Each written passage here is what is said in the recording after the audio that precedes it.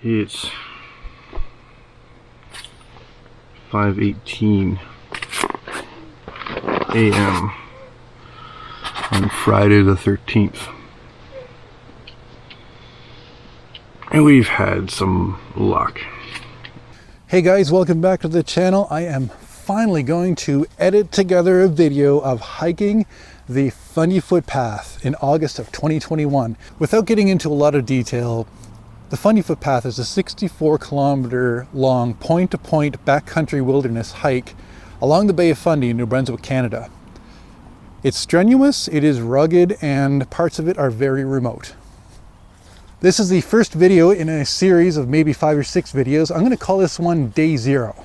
It's getting to New Brunswick so we can get on the trail the next day super early.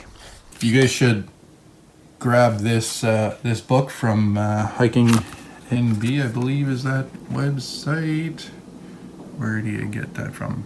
fundyhikingtrails.ca, I assume, is where you get this from. I forget where I got it. So that's you should get that because you get this terrific map that is here. So yeah, get that. Okay, so here's what we got. 64 kilometers starting Friday, then like 43 left on Saturday, then maybe 34 or 31 left on Sunday, and then maybe 25 or 22 left on Monday, and then either we finish on Tuesday or we split that day in half-ish, and then we finish Wednesday. That's it. Okay, so the plan is simple. I'll leave Prince Edward Island, I'll go and pick up Aubrey and Lana, we'll head to Alma, and then a little bit later, Mark and Daniel will head over in their car. We'll meet up at Alma, we'll drive my truck down to Big Salmon.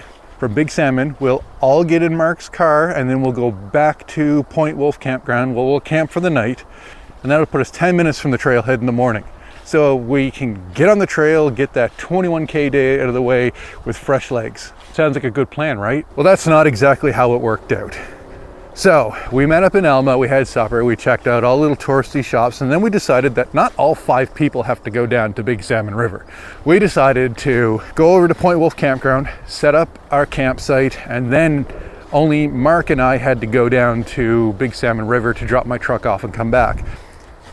If it was a 64-kilometer drive, point to point, it would have been all right, but it's not. It's like 130 kilometers from Point Wolf to Big Salmon River, and that's a problem. It's 2 hours. Okay, great. So it's 8 o'clock now. That means we'll get to Big Salmon River around 10 o'clock. Not perfect, but what are you gonna do?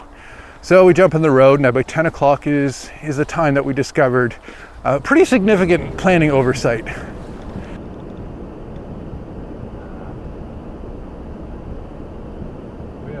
You see, Fundy Trail Parkway is a day-use park, and it has seasonal hours. And on this particular season, on this particular day, this gate was locked 2 hours ago. They closed at 8 p.m., which is just about the same time we left Alma to go down and drop my truck off. I know what you're thinking. Dude, how could you have not known this? You have the guidebook. It's in the guidebook. I forget which page it is, but it's not in the front of the guidebook. No, it's buried in there pretty far. Yeah, okay, so in my very weak defense, this is it. Fundy National Park and Fundy Trail Parkway kind of sound the same. So when I read through it and I knew there were hours, I thought that the gate was at the Fundy National Park end. I thought it was the national park that was gated. So when we left to go down to Big Salmon River, I actually asked the attendant as we were leaving the campground, hey, we're going to be back at midnight. Any problem getting in here? He's like, no.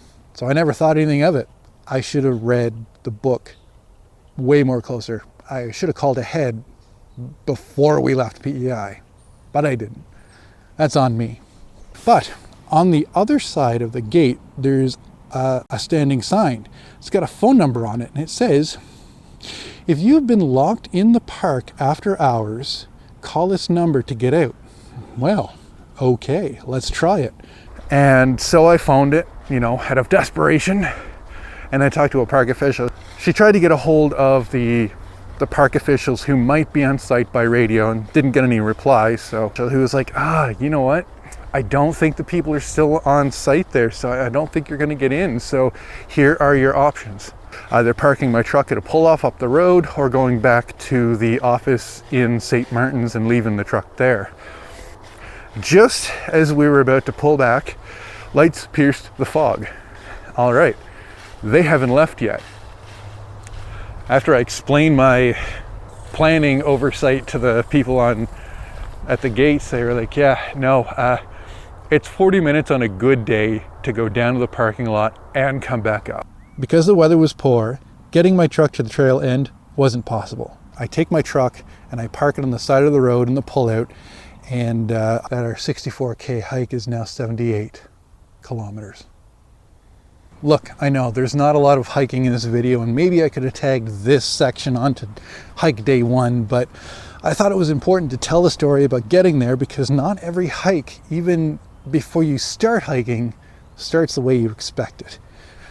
So I think it kind of was important to have a day 0 video, and that's it. Next video will be day 1. It is Fundy National Park, Alma to Goose River, 21K, and I will get that edited and uploaded when I can. Thank you guys for watching, and again, hit me up in the comments with questions, comments, observations, or just tell me you like it. Tell me you don't like it.